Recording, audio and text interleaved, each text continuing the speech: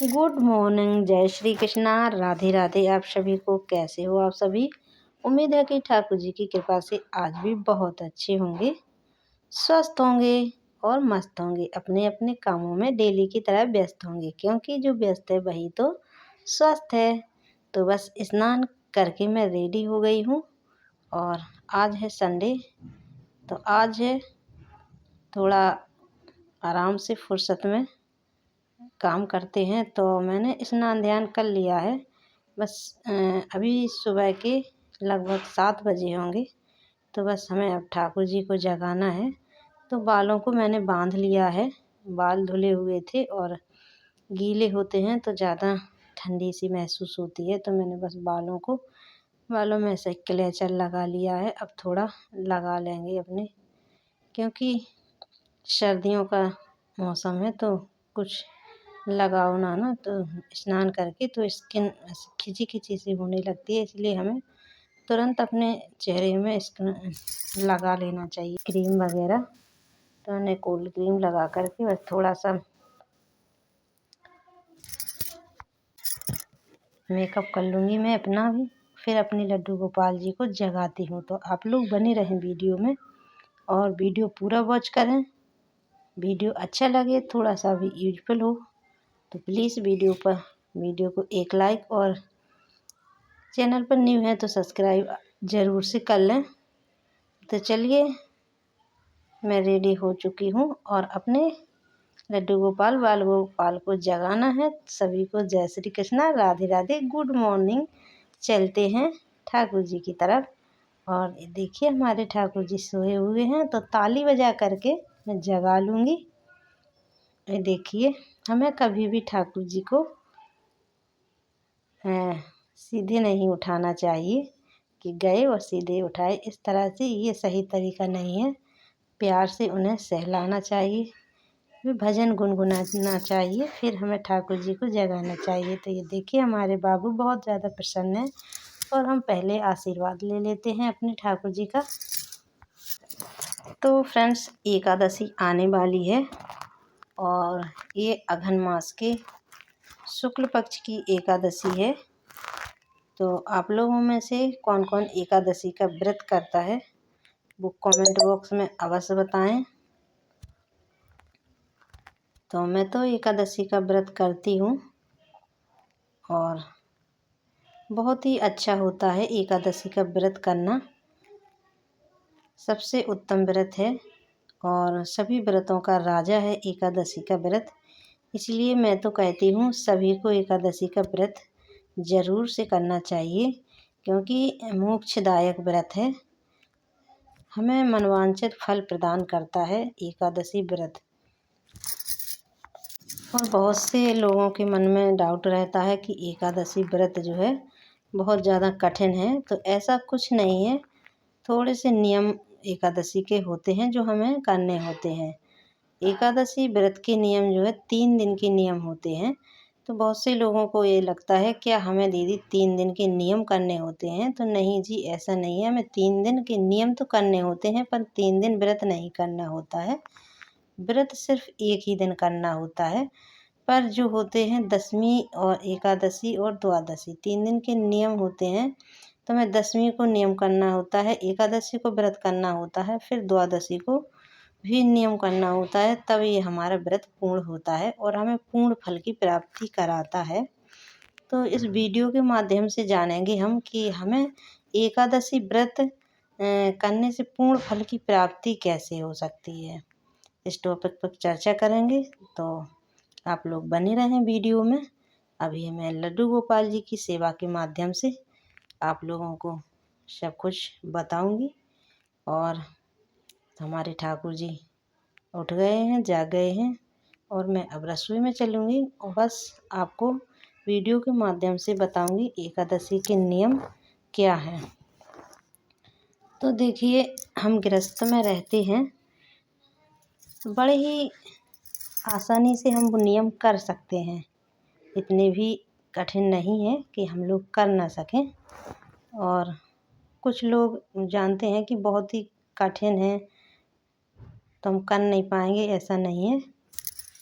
एकादशी के नियम जो है दशमी तिथि से प्रारंभ हो जाते हैं।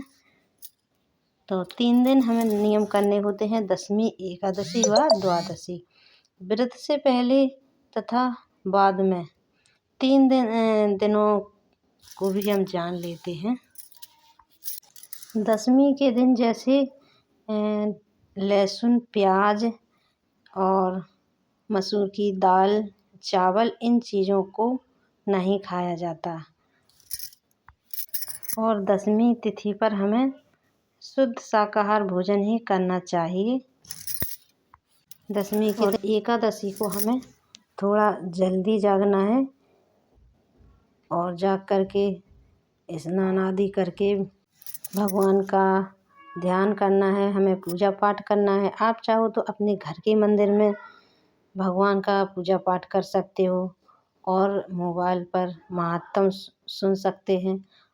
अगर आपके आसपास कहीं मंदिर है और एकादशी की कथा सुनाई जाती है तो आप वहाँ पर जाकर कथा सुन सकते हैं। आप मंदिर जाकर भी भगवान के दर्शन, पूजा अर्चना कर सकते हैं। इस तरह से हमें एकादशी पर ज़्यादा से ज़्यादा भगवान के सानिध्य में रहना है, ज़्यादा से ज़्यादा भगवान का ध्यान करना है, चिंतन करना है। और एकादशी के दिन हमें फलाहार ही करना होता है। व्रत में किसी प्रकार का नमक, मिर्च इत्यादि नहीं लिया जाता है, सिर्फ फलाहार ही किया जाता है। अन्न खाना वर्जित है, अन्न बिल्कुल भी नहीं खाया जाता। एकादशी व्रत में सिर्फ फलाहार ही किया जाता है। आप अपने क्षमता अनुसार फलाहार एक समय चाहो तो एक समय कर सकते हो। अगर आप दोनों टाइम करना चाहो तो वो भी आप कर सकते हो। ये आपके ऊपर निर्भर करता है। और बहुत से लोगों को डाउट होता है कि क्या एकादशी के व्रत में चाय पी सकते हैं। तो चाय आप पी सकते हैं, आप पहले से पीते आए हैं या आप नया व्रत प्रारंभ करना चाहते हैं तो आप पी सकते हैं, क्योंकि चाय में कोई भी दोष नहीं है। तो आप चाय पी सकते हैं और फलाहार कर सकते हैं। जो भी फल लेना चाहे वो फलाहार कर सकते हैं। और एकादशी के बाद द्वादशी पर आती है द्वादशी को। द्वादशी के दिन आप व्रत का पारण समय से ज़रूर से कर लें। पारण क्या होता है कि व्रत हमें, जैसे हम व्रत रखते हैं एकादशी के दिन, जैसे ही हमें द्वादशी पर समय से व्रत को खोलना भी होता है। तो आप पारण यूट्यूब पे किसी भी वीडियो को सर्च करके देख सकते हैं, आपको अनेक वीडियो मिल जाएंगे। तो बस आप पारण भी समय से कर लें। और पारण के पहले हमें क्या करना है द्वादशी तिथि पर, कि कुछ ना कुछ हमें दान अवश्य से करना है। आप चाहो तो किसी गरीब को जो भी आपको दान करना चाहो, थोड़ा बहुत रुपया पैसा दक्षिणा है, और आप चाहो तो ज़रूरतमंद को, किसी ब्राह्मण को खाना भी भोजन करा सकते हैं। इस तरह से आप दान कर सकते हैं। भोजन कराएं, अन्न का दान दें तो बहुत अच्छा है। अन्न में आप चावल दे सकते हैं, गेहूँ दे सकते हैं, और दक्षिणा अगर ये व्यवस्था ना हो तो आप पैसे भी दे सकते हैं। जितनी आपका सामर्थ्य हो उतना आप दान कर सकते हैं। देखो, जितने अपने सामर्थ्य और शक्ति के अनुसार ही हमें दान करना चाहिए हमेशा। तो इस बात का ध्यान रखें। मैंने एकादशी व्रत के बारे में बताया आप सभी को। और हाँ, एकादशी व्रत जब आपने किया है, एकादशी के दिन किसी की निंदा, चुगली, बुराई ये हमें नहीं करना है, ना ही हमें सुनना है।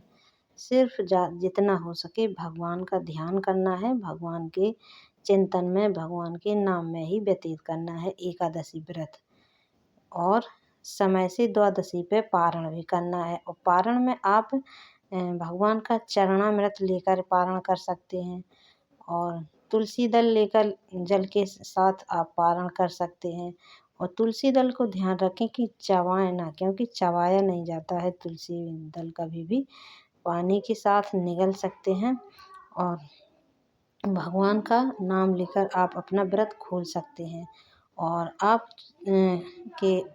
आपकी व्यवस्था हो, अगर समय से आप चावल है, पोहा है इत्यादि आप बना लेते हैं तो आप चावल ज़रूर खाएं। एकादशी के पारण में चावल बहुत ही आवश्यक होते हैं, क्योंकि जितना एकादशी के दिन चावल छोड़ना होता है उतना ही आवश्यक होता है द्वादशी पर चावल का प्रयोग करना। तो चावल आप ज़रूर से बना लें, चावल से ही व्रत अपना खोलें। और एकादशी के दिन हमें तुलसी पूजा ज़रूर से करनी है।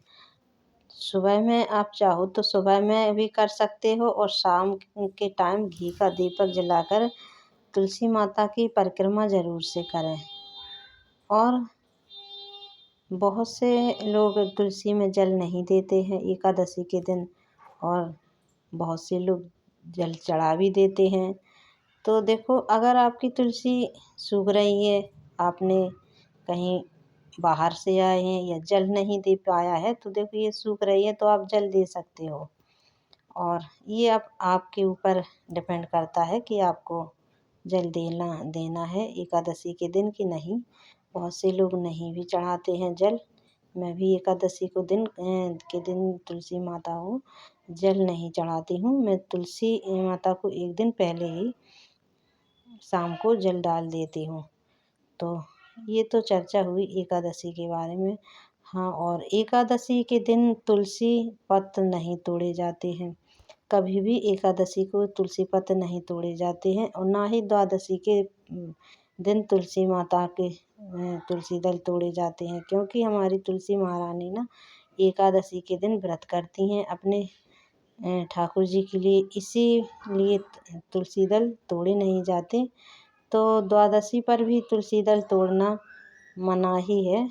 जहाँ तक मैंने सुना है अपने गुरुमुख से, गुरुदेव की वाणी से, कि द्वादशी के दिन भी तुलसी दल नहीं तोड़ना चाहिए। तो कोशिश करें कि तुलसी दल आप पहले ही थोड़े ज़्यादा तोड़ कर रख लें, तो वो 4-5 दिन आराम से चल जाते हैं। और तुलसी दल जो है 10 दिन तक बासी नहीं मानी जाती तुलसी, इसलिए तुलसी आप बार बार ना तोड़ें, तोड़ कर के पहले ही रख लें। मैं तो 2-3 टहनियाँ तोड़ करके भगवान का स्मरण करके निकाल लेती हूँ, और एक छोटी सी गिलासी में जल भर करके उसी में रख लेती हूँ। तो मेरे 5-6 दिन आराम से चल जाते हैं। मैं कभी भी ना संडे को ना सैटरडे को मैं तुलसी दल नहीं तोड़ती हूँ। इसलिए आप भी ध्यान रखें। देखो, हमें जब पता नहीं होता है वो चीज़ें अनजाने में हो जाती हैं, पर जब पता चल जाए तो फिर हमें नहीं करना चाहिए। और अनजाने में तो भगवान सब गलती माफ़ कर देते हैं। हमारे प्रभु बड़े ही दयालु हैं, बड़े ही कृपालु हैं। तो बस मैंने एकादशी के बारे में आपको सब कुछ बताया। और एकादशी का पूर्ण फल तभी मिलता है तब ये आप सारी बातें मानोगे, सुनोगे। और दक्षिणा आप ज़रूर से दें। मैंने लास्ट में बताया था कि आप ज़रूरतमंद को, ब्राह्मण को दक्षिणा दें, भोजन कराएं। और ये सब नहीं हो सकता तो आप किसी मंदिर में किसी ब्राह्मण को आप सीधा निकाल दें। सीधे में दाल, चावल, आटा, गुड़, घी, ये 5 चीज़ें हैं, वो तो दे ही सकते हैं। तो आप थाली लगाकर किसी भी मंदिर में दान दे दें, सीधा दे दें। किसी ब्राह्मण, आसपास ब्राह्मण देवता रहते हो तो आप ब्राह्मण को दान दे दें, तो आपका वो निकल जाएगा दान। तो फिर आपको व्रत का पूर्ण फल प्राप्त होगा। और एकादशी का व्रत बहुत ही अच्छा व्रत है, बहुत ही उत्तम व्रत है। और आने वाली है मोक्षदा एकादशी, तो वो 1 नवंबर को पड़ने वाली है और दिन है सोमवार। तो आप लोग याद रखें ये सारी बातें। बहुत ही अच्छी बातें बताई, और थोड़ी सी भी अच्छी लगें तो लाइक और कमेंट में ज़रूर बताइएगा कि हमारी बातें कैसी लगी। आप लोग थोड़ा कुछ भी बताया करो, अच्छा लगे तो अच्छा, बुरा लगे तो बुरा। मुझे कोई इसका बिल्कुल भी बुरा नहीं लगता है कि ऐसा कमेंट क्यों किया, क्यों। मैं भी तो सीखूं, मैं भी तो जानूं कुछ कुछ आप लोगों से सीखो, कुछ आप लोग कुछ मुझसे सीखो। इस तरह से हमारे ज्ञान का आदान प्रदान होता रहता है। तो हमारे कन्हैया का, हमारे ठाकुर जी का, हमारे ये देखिए दोनों बाबू का श्रृंगार हो गया है। ये देखिए मैंने इस गिलासी में इस तरह से तुलसी माता को, तुलसी पत्र मैंने तोड़ के रखे हैं। हमारे ये 5 से 6 दिन पूरे सप्ताह भर चल जाते हैं, हरी भरी ऐसे ही बने रहते हैं। बस एक तुलसी पत्र तोड़ करके ठाकुर जी के भोग में शामिल करना है। तो बस एकादशी के पहले आप ध्यान रखें, अगर संडे पड़ता है तो आप संडे के पहले ही तुलसी निकाल कर रख लें। तो आप, और जो भी बार बार जिसका भी तुलसी पत्र निकालने का मन नहीं करता है तोड़ने का, तो आप ऐसा ही किया करें, बार बार तोड़ने का भी झंझट नहीं रहता। तो चलिए हमारे ठाकुर जी की आरती हो रही है, आप लोग भी आ जाइए आरती में शामिल होने। तो हमारे ठाकुर जी की देखिए सेवा पूजा हो गई, सब कुछ मैंने बताया।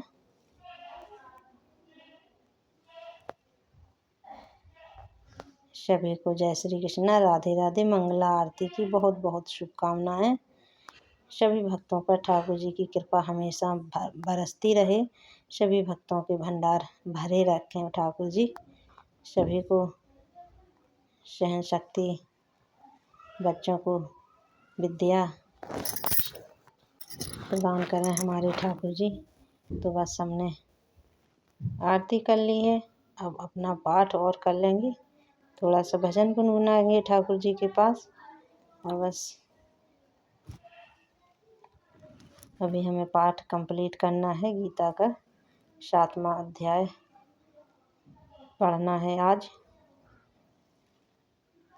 तो आप चाहें तो एकादशी के दिन विष्णु चालीसा और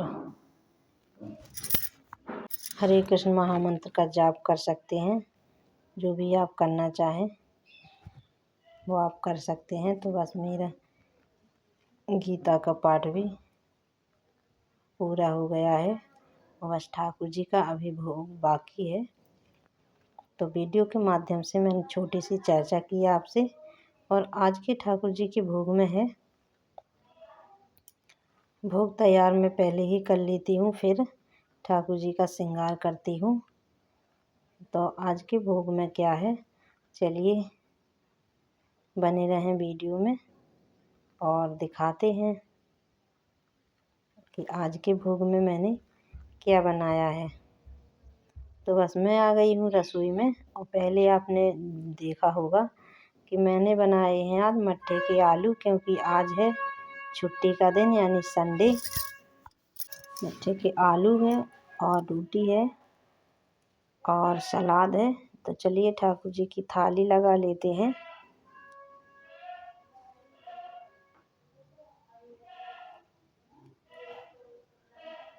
पहले भी मैंने भोजन निकाल कर रख दिया था ठाकुर जी का, तो बस ठाकुर जी की थाली लगा लेंगे और बस ठाकुर जी को जल्दी से भोग लगा देंगे।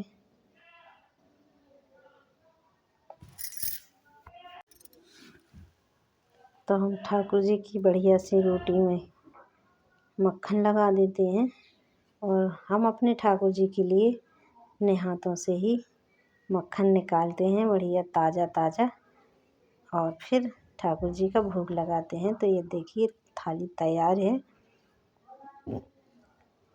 ठाकुर जी भोग लगाने वाले हैं। और ये वीडियो कल का है।